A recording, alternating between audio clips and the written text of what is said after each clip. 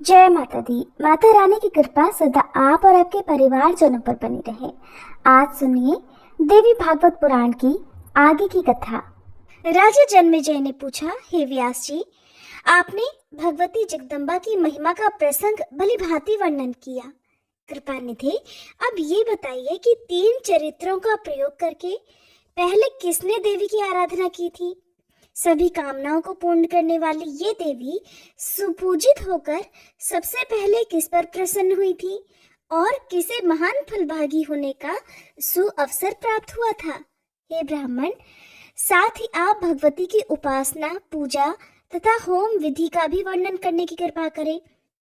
श्री सूत जी कहने लगे, राजा जन्मेजय की बात सुनकर सत्यवती नंदन व्यास जी बड़ी प्रसन्नता से महामाया की महिमा का वर्णन महाराज को सुनाने लगे। व्यास जी कहने लगे कि प्राचीन समय की बात है, स्वारोचिष मनवंतर में सुरथ नाम के एक राजा थे। उनका स्वभाव बड़ा उदार था। प्रजा पालन में उनकी बड़ी उदारता थी। वे सत्यवादी, कर्मनिष्ठ, ब्राह्मणों के उपासक, गुरु में श्रद्धा रखने वाले और सदा अपनी पत्नी से ही प्रेम करने वाले थे। उन दानशील राजा का किसी से कोई भी विरोध नहीं था। धनुर्विद्या में वे पारंगत थे। इस प्रकार राज्य की रक्षा में तत्पर रहने वाले राजा सुरथ का कुछ पर्वतवासी म्लेच्छों से सामना हो गया। उन म्लेच्छों ने अनायास ही उनसे शत्रुता ठान ली। मद के अभिमान में चूर रहने वाले वे म्लेच्छ हाथी, घोड़े, रथ और पैदल सैनिकों से सुसज्जित अपनी चतुरंगिणी सेना साथ लेकर आ पहुंचे। अब उन भयंकर म्लेच्छों के साथ सुरथ का भयानक युद्ध होने लगा। हालांकि म्लेच्छ निर्बल थे और उनकी अपेक्षा राजा में अद्भुत बल था, फिर भी दैववश राजा सुरथ युद्ध में उनसे हार गए। उत्साहहीन होकर उन्होंने अपने नगर की राह पकड़ ली। नगर में सुरथ का दुर्ग अत्यंत सुरक्षित था। उसके चारों ओर किले थे। वहां पहुंचकर उन्होंने देखा कि उनके प्रधान सहयोगी शत्रु पक्ष के अधीन हो चुके हैं। फिर विचार किया कि इस किलों से सुरक्षित विस्तृत दुर्ग में रहकर समय की प्रतीक्षा की जाए या फिर युद्ध किया जाए। मंत्री शत्रु पक्ष के समर्थक हो गए हैं, इसलिए उनसे परामर्श करना तो सर्वथा अनुचित है। अब राजा सुरथ सोचने लगे कि कहीं शत्रु के आश्रय में रहने वाले ये मेरे दुराचारी मंत्री ही अगर मुझे शत्रु के सामने उपस्थित कर देंगे, फिर क्या होगा? इन नीच बुद्धि वालों के प्रति कभी भी विश्वास नहीं करना चाहिए। जो लोभ के अधीन हो गए हैं, उन मनुष्यों द्वारा कौन सा काम नहीं हो सकता। लोभ में भरा हुआ मनुष्य पिता, भाई, मित्र, सुहृद, पूजनीय, गुरु और ब्राह्मण का भी निरंतर दोषी बन जाता है। इस प्रकार मेरा दुराचारी मंत्रिमंडल शत्रु वर्ग के आश्रय में चला गया है। अब इसलिए इन दुष्टों के प्रति मुझे कभी भी पूरा विश्वास नहीं करना चाहिए। यूं भली भांति विचार करने के बाद राजा सुरथ अत्यंत विवश होकर और निराश होकर घोड़े पर चढ़े और अकेले ही नगर से निकल पड़े। उनके साथ उस समय एक भी सहायक नहीं था। यहाँ से वे एक बीहड़ वन में चले गए। फिर उन बुद्धिमान राजा ने सोचा कि अब कहाँ चलना चाहिए। यहाँ से 3 योजन की दूरी पर सुमेधा नामक एक महान तपस्वी मुनि का पवित्र आश्रम है। ये बात उनके ध्यान में आ गई, इसलिए वे वहीं चले गए। नदी के तट पर वह सुरम्य स्थान था। वह आश्रम अग्निहोत्र के धुएं से प्राणियों को सदा प्रसन्न किए रहता था। नित्य तुमुल वेद ध्वनि के कारण वह स्वर्ग से भी अधिक सुंदर जान पड़ता था। उस आश्रम को देखकर राजा सुरथ के मन में बड़ी प्रसन्नता हुई। उन्होंने निर्भय होकर मुनि के उस आश्रम पर विश्राम करने का निश्चय कर लिया। घोड़े को एक वृक्ष के तने से बांध दिया और खुद आश्रम में चले गए। वहां देखा साखू वृक्ष की छाया में मृगचर्म के आसन पर सुमेधा ऋषि विराजमान है। मुनि जी शांत होकर विद्यार्थियों को वेदांत पढ़ा रहे थे। तपस्या से उनका शरीर दुर्बल हो गया था। क्रोध, लोभ आदि द्वंद्व भाव उनमें बिल्कुल भी नहीं थे। मन में डाह का नितांत अभाव था। वे सत्यवादी मुनि शांति पूर्वक निरंतर आत्मज्ञान का चिंतन करते रहते थे।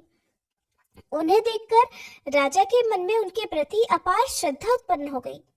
वे उनके सामने दंड की तरह भूमि पर पड़ गए और साष्टांग प्रणाम करने लगे। उस समय उनकी आंखें आंसुओं से डबडबा गई थी। तब मुनि ने बार बार उठने के लिए आग्रह करके उनसे कहा कि तुम्हारा कल्याण हो। मुनि का संकेत पाकर विद्यार्थी ने राजा को एक आसन दे दिया। आदेशानुसार राजा उठे और उस आसन पर बैठ गए। फिर मुनि ने अर्घपाद्य आदि के द्वारा राजा का विधिवत स्वागत किया। पूछा कि आप कौन हैं, कहाँ से पधारे हैं और क्यों इतने चिंतित हैं। अब आप अपनी इच्छा अनुसार अपना मनोभाव व्यक्त कीजिए। आप किस उद्देश्य से यहाँ आए हैं, मन में कौन सा विचार उपस्थित है, अवश्य बताइए। आपका कोई भी असाध्य मनोरथ होगा तो मैं उसे पूर्ण करने का प्रयास करूंगा। मुनि की बात सुनकर राजा ने कहा कि हे मुनिवर, मैं सुरथ नाम का एक राजा हूँ। शत्रुओं से मेरी पराजय हो चुकी है, इसलिए महल, स्त्री और राज्य सब कुछ छोड़कर मैं अकेला ही आपकी शरण में आया हूँ। हे ब्राह्मण, अब आप जो कुछ भी आज्ञा दे वही श्रद्धा पूर्वक करने के लिए मैं तैयार हूँ। धरातल पर आपके अलावा दूसरा कोई भी मेरा रक्षक नहीं है। मुनिवर, शरणागतों पर कृपा करना तो आपका स्वभाव ही है। मैं शत्रुओं से अत्यंत भयभीत होकर आपके पास आया हूँ, मुझे बचाने की कृपा करें। तब मुनिवर बोले, महाराज, आप निर्भीक होकर यहाँ पर विराजिए। तपस्या का ऐसा प्रभाव है कि आपके अत्यंत पराक्रमी शत्रु भी कदापि यहाँ नहीं आ सकेंगे। राजन, यहाँ पर हिंसा करना निषिद्ध है, इसलिए आपको वनवासी जीवन बिताना चाहिए। तीनी के चावल, फूल और मूल खाकर अब आप अपना जीवन बिताइए। व्यास जी कहते हैं, सुमेधा मुनि की ये बात सुनकर राजा सुरथ के मन से सभी भय दूर हो गया। वे फल मूल खाकर बड़ी पवित्रता के साथ उसी आश्रम में रहने लगे। एक समय की बात है, राजा उसी आश्रम में एक वृक्ष के नीचे बैठे हुए थे। उनके मन में चिंता की घटाएं घिराई थी। मन घर पर चला गया था। वे सोच रहे थे कि निरंतर नीच कर्म करने वाले म्लेच्छ शत्रुओं ने मेरा राज्य हड़प लिया। वे निर्लज्ज तो बड़े दुराचारी हैं।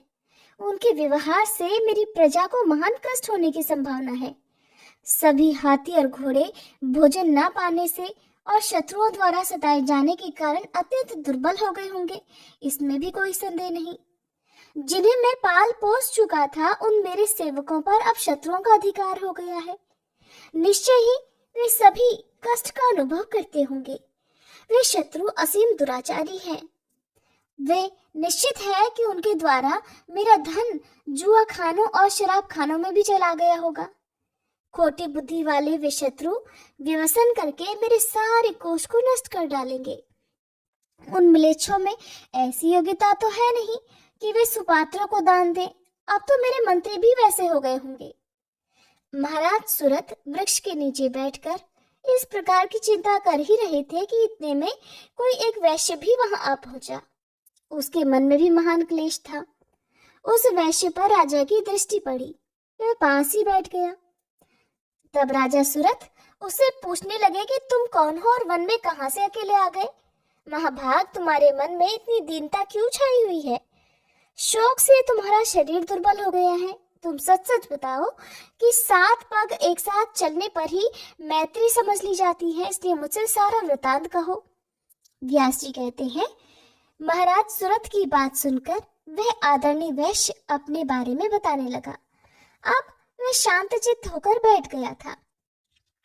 मुझे अच्छे महात्मा पुरुष मिल गए, ये बात उसकी समझ में आ गई थी। वैश्य ने कहा, मित्र, वैश्य जाति में मेरा जन्म हुआ है। लोग मुझे समाधि नाम से पुकारते हैं। मेरे पास पर्याप्त धन था। धर्म में भी मेरी बड़ी आस्था है। मैं कभी झूठ नहीं बोलता, किसी से कोई ईर्ष्या नहीं करता। फिर भी मेरे पुत्र और स्त्री धन के बड़े लोभी हैं। उन दुष्टों ने मुझे कंजूस बताकर घर से निकाल दिया है। अपने कहलाने वाले उन व्यक्तियों से त्यागे जाने के कारण, जो बड़ी कठिनता से त्यागी जा सकती है, ऐसी प्रचुर संपत्ति को छोड़कर मैं शीघ्र ही वन में चला आया। प्रियवर, अब आप बताइए कि आप कौन हैं?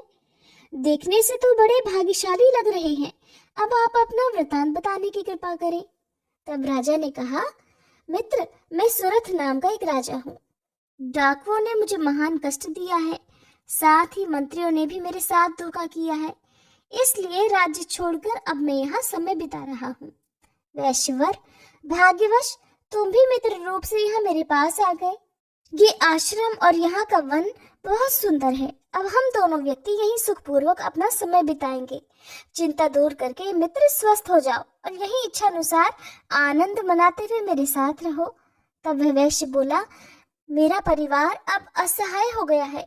मेरे बिना वे निरंतर कष्ट पा रहे होंगे। दुख और शोक से संतप्त होकर वे महान चिंतित हो जाएंगे। राजन, मेरी पत्नी और पुत्र शारीरिक सुख पा रहे हैं या नहीं, इस प्रकार की चिंता से आतुर मेरा मन सदा अशांत बना रहता है। राजन, अपने पुत्र, स्त्री, घर और बंधु बांधवों को मैं फिर कब देख पाऊंगा? घर की चिंता में अत्यंत आकुल मेरा मन किसी प्रकार भी स्वस्थ नहीं हो पाता। तब राजा सुरथ ने कहा, महामते, जिन दुराचारी और प्रचंड मूर्ख पुत्रों ने तुम्हें निकालकर घर से बाहर कर दिया है, उन्हें देखकर अब तुम्हें कौन सा सुख मिलेगा? दुख देने वाले सुहृद की अपेक्षा शत्रु को उत्तम माना जाता है। इसलिए मन को स्थिर करके तुम मेरे साथ आनंद करो। वैश्य ने कहा, राजन, असीम दुख से संतप्त मेरा मन किसी भी प्रकार स्थिर नहीं हो रहा, क्योंकि दुराचारी भी बड़ी कठिनता से जिसका त्याग करते हैं, उस परिवार की मुझे चिंता सता रही है। राजा ने कहा, राज्य संबंधी मानसिक दुख के कारण मैं भी दुखी हूँ। ये मुनि जी बड़े शांत स्वरूप है। अब हम दोनों व्यक्ति इन्हीं से अपने शोक को दूर करने का कोई उपाय पूछें। व्यास जी कहते हैं, इस प्रकार विचार करके राजा सुरथ और समाधि वैश्य दोनों अत्यंत नम्र होकर शोक का कारण पूछने के लिए सुमेधा मुनि के पास गए। उस समय वे परम आदरणीय ऋषि आसन लगाकर शांत बैठे हुए थे। राजा ने सामने जाकर मस्तक झुकाया और शांति पूर्वक बैठकर कहना आरंभ किया, मुनिवर, अभी इन वैश्य से वन में मेरी मित्रता हो गई है। स्त्री और पुत्रों के द्वारा ये घर से निकाल दिए गए हैं। संयोगवश मुझे इनकी भेंट प्राप्त हुई है। कुटुंब से अलग होने के कारण इनके मन में बड़ा दुख हो रहा है। इन्हें किसी भी प्रकार शांति नहीं मिल रही। इस समय यही मेरी भी स्थिति है। महामते, राज्य मेरे हाथ में नहीं है। मैं दुख से शोकातुर रहता हूँ। व्यर्थ की चिंता मेरे हृदय से बाहर ही नहीं निकल पाती। सोचता रहता हूँ कि अब मेरे घोड़े दुर्बल हो गए होंगे, हाथियों पर शत्रुओं का अधिकार हो गया होगा। मेरी अनुपस्थिति में सेवकगण कष्ट में समय बिता रहे होंगे। कोष भंडार नष्ट भ्रष्ट हो गया होगा। इसी प्रकार की चिंता मेरे मन में लगातार रहने के कारण मुझे रात भर सुख की नींद भी नहीं आ पा रही। मैं जानता हूँ ये सारा संसार स्वप्न की तरह मिथ्या है। दयानिधि, अब आप मेरे तथा इन वैश्य के मोह का कारण बताने की कृपा करें। व्यास जी कहते हैं, इस प्रकार राजा सुरथ के पूछने पर मुनिवर सुमेधा ने उनके प्रति शोक और मोह का नाश करने वाले उत्तम उपदेश देना आरंभ कर दिया। ऋषि बोले, राजन सुनो, संसार के सभी प्राणियों को मोह में डालने वाली महामाया है, ये बात प्रसिद्ध है। सभी देवता, मनुष्य, गंधर्व, नाग, राक्षस, वृक्ष, लता, पशु, मृग और पक्षी, ये सब के सब माया के अधीन है। उसी महामाया के प्रभाव से प्राणी सदा मोह में जकड़ा रहता है।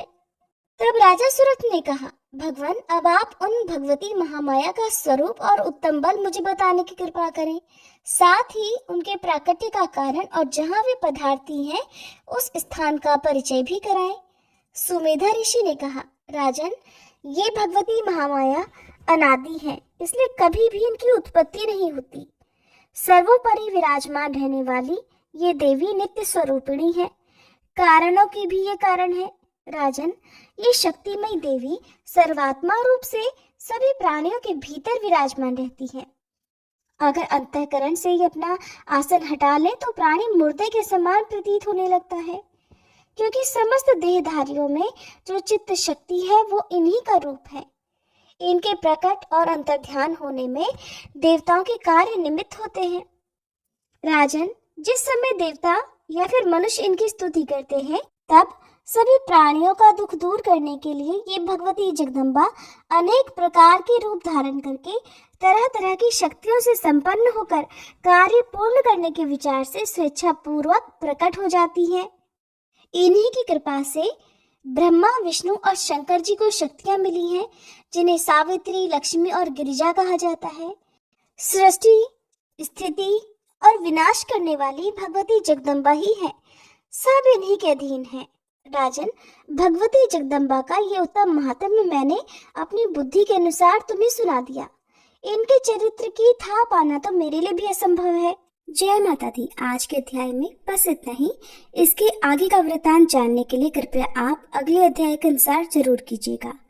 तो आइए दोस्तों, अब हम सीता नितनेम की कहानी सुनते हैं, जिसे सीता माता कहती थी और प्रभु श्री राम सुना करते थे।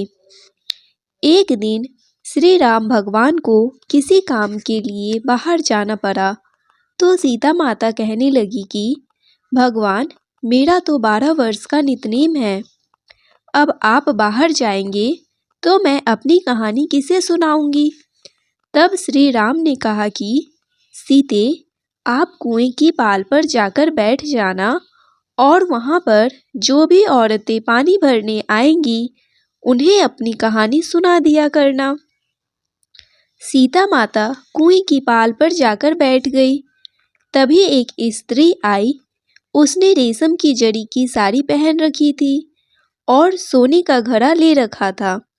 सीता माता उसे देखकर कहने लगी, बहन, मेरा 12 वर्ष का नितनेम सुन लो।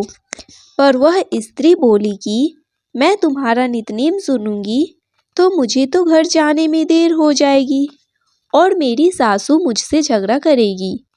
इसलिए उसने कहानी नहीं सुनी और अपने घर चली गई।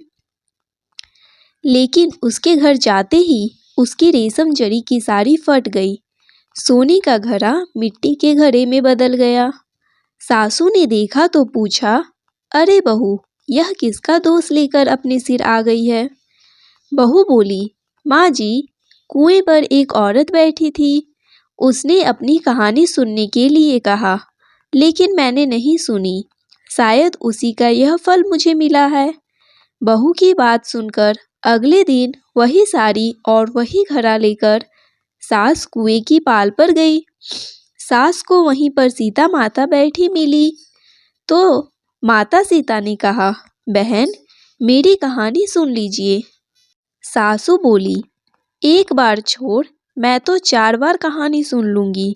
तब सीता माता बोली, राम आए, लक्ष्मण आए, देश के पुजारी आए, नित नेम का नेम लाए। आओ राम, बैठो राम, तभी रसोई जीमो राम। माखन मिश्री खाओ राम, दूध बतासा पियो राम।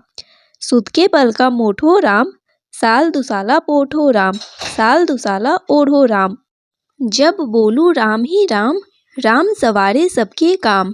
खाली घर भंडार भरेंगे, सबका बेड़ा पार करेंगे। बोलो श्री राम, जय राम, जय जय राम।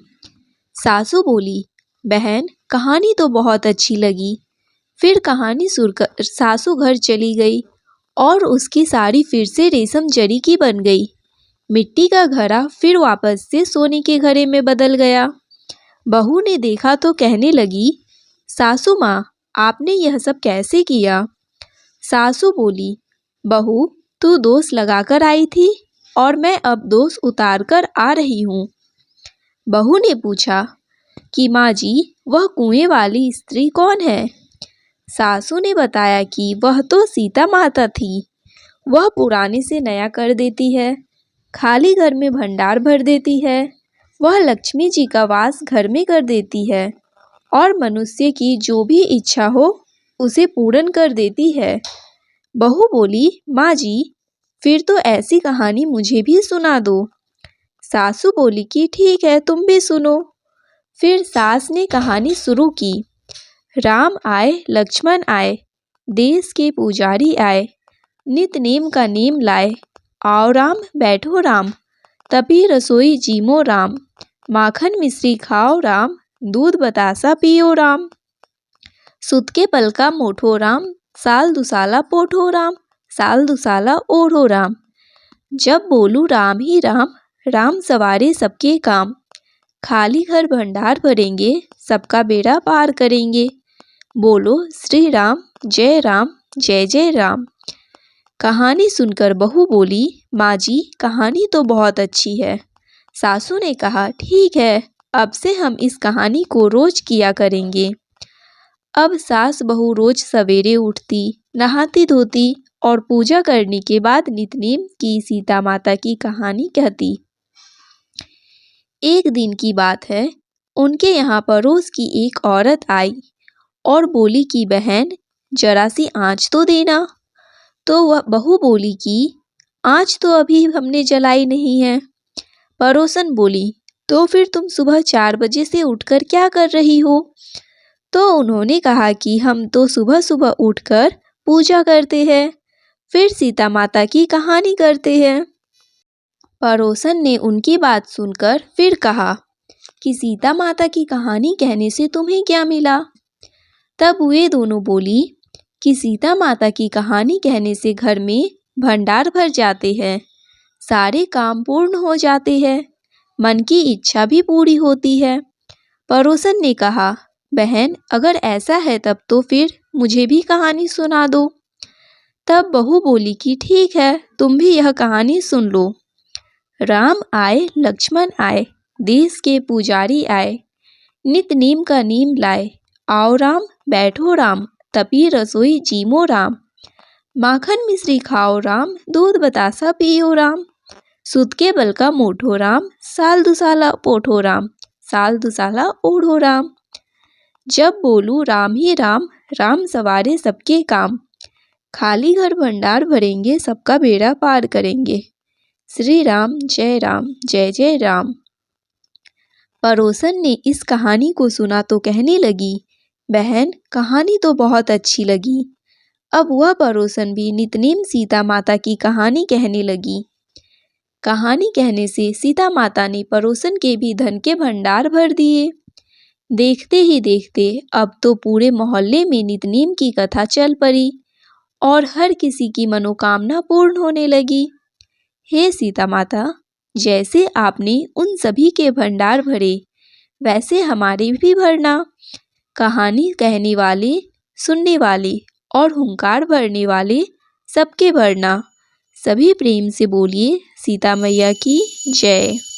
बंसी शोभित कर मधुर, नील जलद तन श्याम, अरुण अधर जनु बिंब फल नयन कमल अभिराम, पूर्ण इंद्र अरविंद मुख पीतांबर शुभ साज, जय मनमोहन मदन छवि कृष्ण चंद्र महाराज, जय यदुनंदन जय जगवंदन, जय वासुदेव देवकी नंदन, जय यशोदा सुत नंदन दुलारे, जय प्रभु भक्तन के सत तारे, जय नट नागर नागन थैया, कृष्ण कन्हैया धेनु चरैया, पुनि नख पर परुपु गिरिवर धारो, आओ दीनन कष्ट निवारो, आओ दीनन कष्ट निवारो, वंशी मधुर अधर धरि टेरो, होवे पूर्ण विनय यह मेरो, होवे पूर्ण विनय यह मेरो, आओ हरि पुनि माखन चाखो, आज लाज भारत की राखो,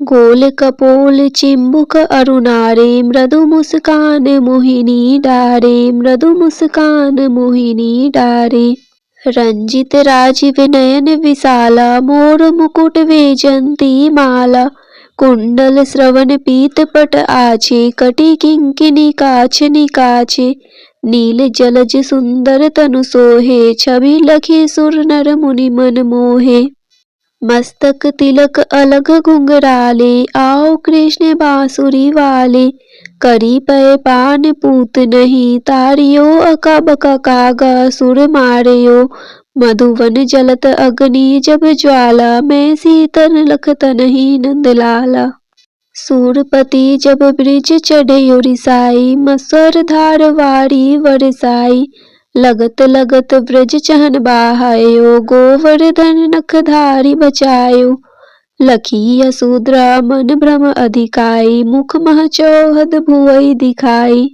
दुष्ट कंस अति उद्यम मचायो, कोटि कमल जब फूल मंगायो, नाथि कालहिनी तुम तिलीनहा, चरण चिन्ह दे निर्भय किन्हे, करी गोपीन संग रास विलासा, सबकी पूरन करी अभिलाषा। केतिक महा असुर संहारयो, कंस ही केस पकड़ी दे मारयो। मात पिता की बंदई छुड़ाई, उग्रसेन कह राज दिलाई। वहीं से मृतक छयो सुत लायो, मातु देव की शोक मिटायो। भौमासुर मुर दैत्य संहारी, लाए शत दस सहस कुमारी। दे भीमहि तृण चीर संहारा, जरा सिंधु राक्षस कह मारा। असुर बकासुर आर्दिक मारियो, भक्तन के तब कष्ट निवारियो। दीन सुदामा के दुख टारियो, तंदुल तीन मुठ मुख डारियो। प्रेम के साग विंदुर घर मांगे, दुर्योधन के मेवा त्यागे। लखी प्रेम की महिमा भारी, ऐसे श्याम दिन हितकारी। भारत के पारथ रथ हाके, लिए चक्र कर नहीं बल थाके। निज गीता के ज्ञान सुनाए, भक्तन हृदय सुधा बरसाए। मीरा थी ऐसी मत वाली, विष पी गई बजा कर ताली। रान भेजा सांप पिटारी, सालिग्राम बने बनवारी। निज माया तुम विधि ही दिखायो, उड़ते संयम सकल मिटायो।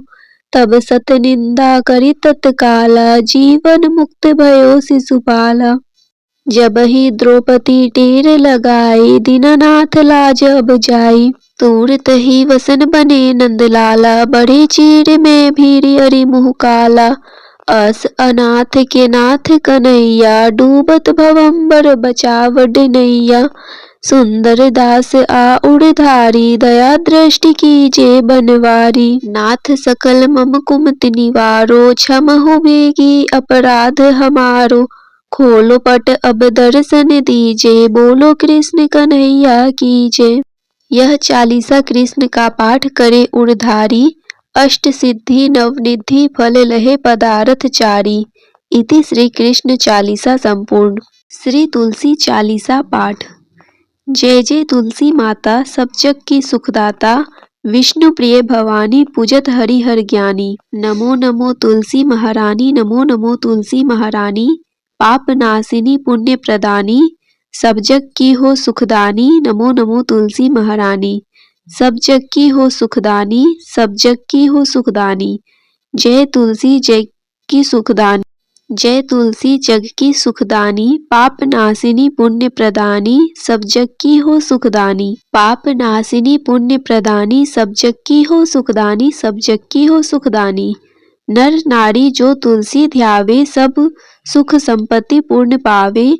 लक्ष्मी रूप धरो तुम माता, विष्णु प्रिय भव भव दाता। घर में तुलसी रहे निरंतर, होए न दरिद्रता का अंतर। कृपा दृष्टि जब तुम कर देवी, सब विपदा पल में हर लेती। तुलसी पूजन जो नर नारी, करे सदा सुख संपत्ति भारी। कष्ट न आवे रोग न बाधा, सदा रहे सुख सौख्य साधा। तुलसी माता की महिमा न्यारी, महिमा गावे वेद पुरानी। राम नाम को करे प्रचार, भक्तन को दे भव से पार। जो कोई तुलसी चालीसा गावे, भक्ति भाव से शीस नवावे। उसके घर सुख शांति आवे, कृपा तुम्हारी सदा लहावे। तुलसी माता की सदा करो वंदना, शीस नवाए। तुलसी माता की सदा करो वंदना, शीस नवाए। कृपा दृष्टि मुझ पर रहे, संकट दूर भगाए। कृपा दृष्टि मुझ पर रहे, संकट दूर भगाए।